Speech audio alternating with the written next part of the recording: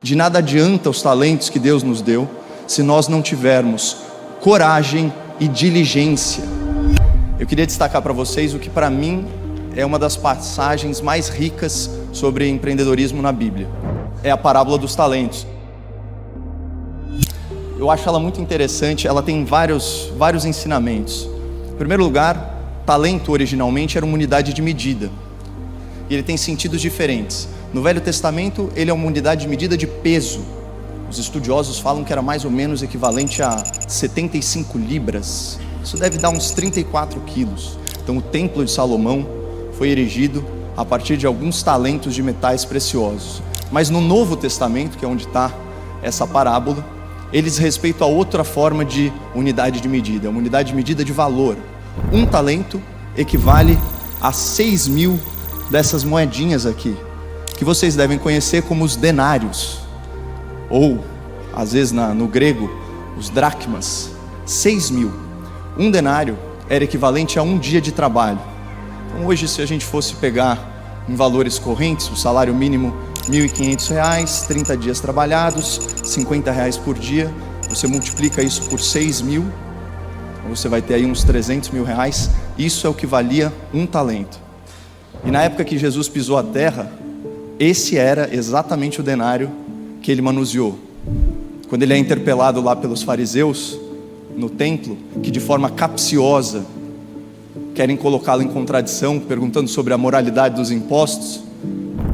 Dai, pois, a César o que é de César, e a Deus o que é de Deus.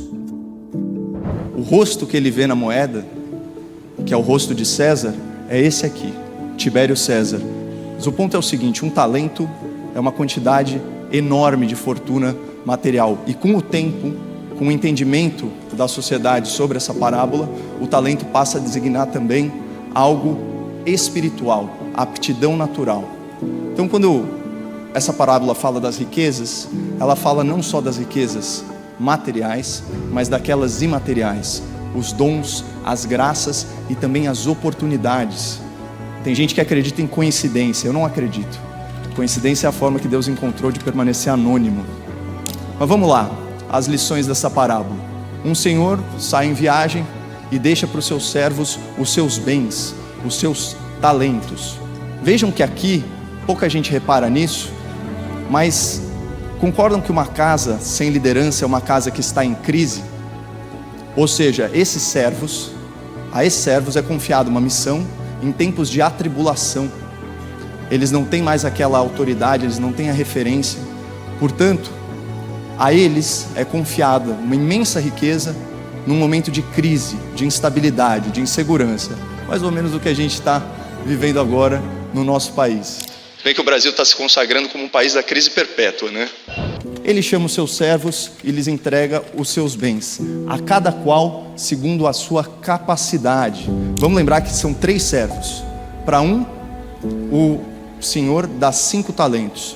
Para outro, ele dá 2 talentos. E para um terceiro, ele dá 1 talento só.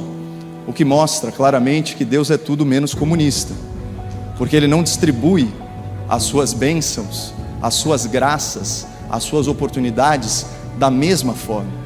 Mas para Deus é irrelevante a quantidade de talentos que a pessoa tem. Mas sim, o que importa é o que ela vai fazer com eles. Ele sai em viagem.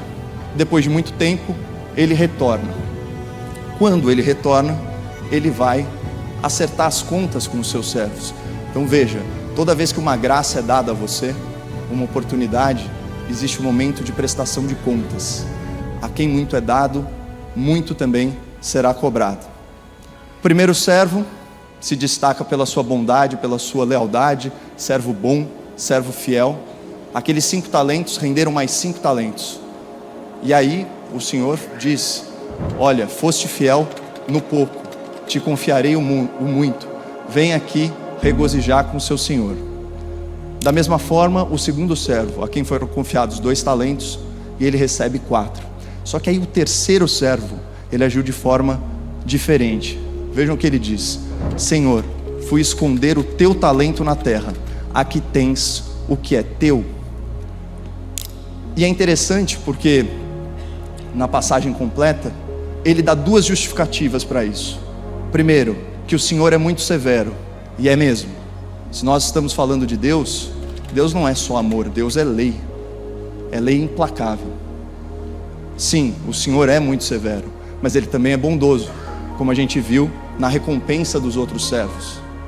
E Ele também diz o seguinte: eu fiquei aterrorizado, por isso eu cavei a cova e enterrei o talento.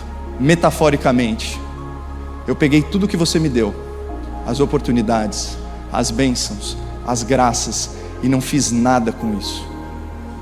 Eu permaneci omisso, sem iniciativa. E como que o Senhor reage? Ele repreende esse servo.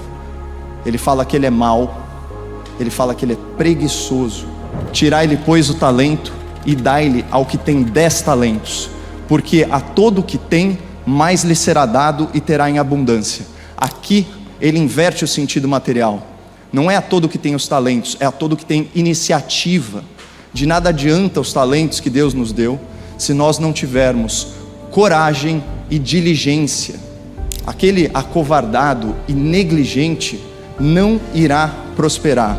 E aí acontece isso aqui: ao que não tem coragem, ao que não tem iniciativa, até o que ele tem, aí ele volta a falar das coisas materiais, lhe será tirado. Ou seja, em momentos de atribulação, quando nós estamos sem liderança, ou aparência de estarmos sem liderança, esse é o momento de empreender. Por quê?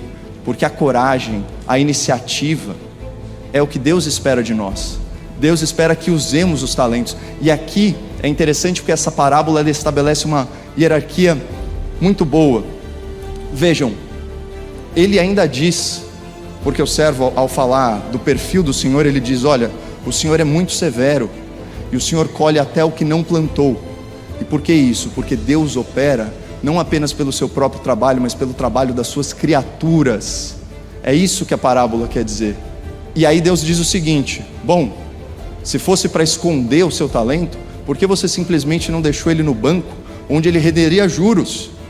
Ou seja, vejam que tem uma hierarquia entre não fazer absolutamente nada, ter uma atividade de natureza especulativa, a tal da usura, dos juros ou do investimento. E aí finalmente, a melhor das ações, o que Deus quer de nós é empreendedorismo, que aí sim envolve coragem, envolve iniciativa.